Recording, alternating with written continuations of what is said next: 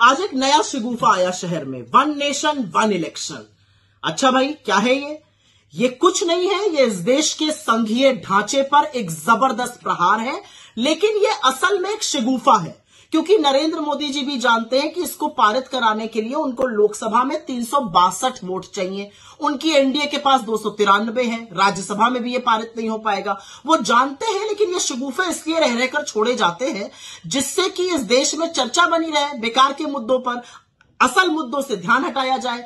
इस बात से ध्यान हटाया जाए कि नरेंद्र मोदी और बीजेपी बुरी तरह से हरियाणा और जम्मू कश्मीर, झारखंड और महाराष्ट्र हारने वाले हैं। वन नेशन वन इलेक्शन की बात करेंगे, अरे एक साथ महाराष्ट्र, झारखंड, हरियाणा और जम्मू कश्मीर तो करा नहीं पाए, बड़ी बड़ी बातें करने चलते हैं। लेकिन दो तीन चीजें हैं जो बहुत दिक्कत तलब है इस रिपोर्ट में। करीब 18,626 पन्ने की ये रिपोर्ट है।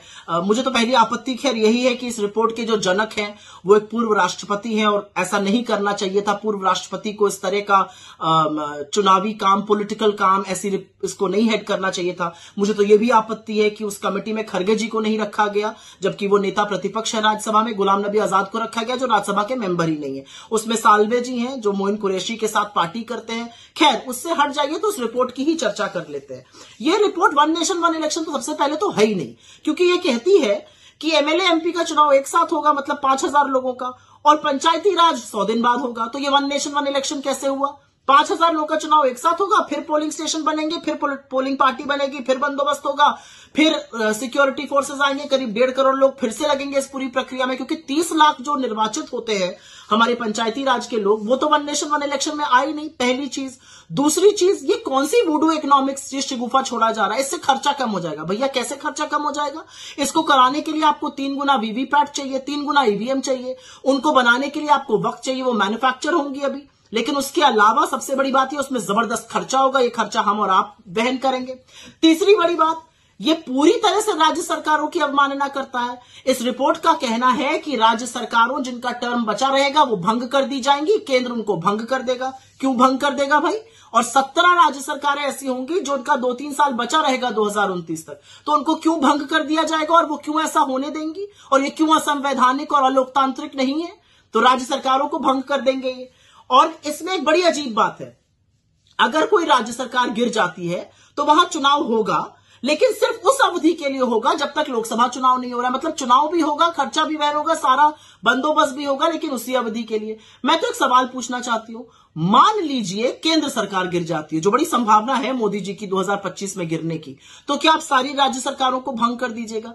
ये कौन सी इकोनॉमिक्स है, ये कौन सा लॉजिक है? ये सिर्फ मोदी जी ही बता सकते हैं। लेकिन एक बात यहां पर समझनी जरूरी है कि जो 2-4 बातें इसके बारे में कही जा रही है, इससे पॉलिसी मेकिंग नहीं हो पाती है, डिसीजंस नहीं बन पाते हैं।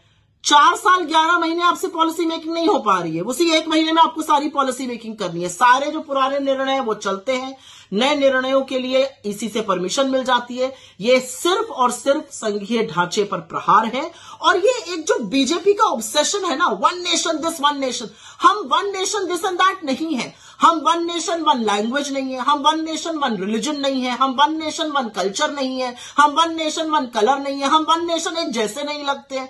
हमारी विविधता ही हमारी सबसे बड़ी पहचान है। Our diversity is our biggest strength. This whole attempt by the BJP to somehow paint us in one color, one this, one that, this is just an obsession. क्योंकि उनको भी पता है कि ये झुंझुना है, उनको भी पता है कि ये पारित नहीं होगा, उनको भी पता है ये संविधान के जो संघीय ढांचा है उस पर प्रहार है, और इसके लिए कोई तैयार नहीं होगा। खुद बीजेपी के लोग इसके लिए बगावत करेंगे। देखते जाइए आप आगे आगे।